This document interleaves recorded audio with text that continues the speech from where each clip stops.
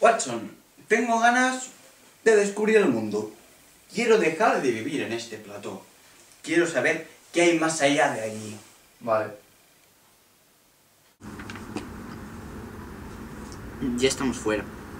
¡Qué bien! No es como me lo esperaba, pero está bien. Pero ¿no estamos un poco oscuros? Cierto, Watson, pero ya sabes que yo siempre voy preparado. Llevo mi chaleco salvavidas, mi cocodrilo mágico, mis rotuladores de culurainas, mis auriculares.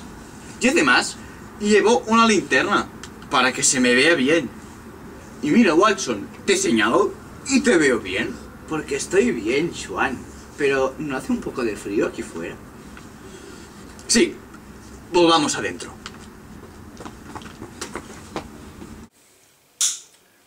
Pues ya estamos aquí. Sí.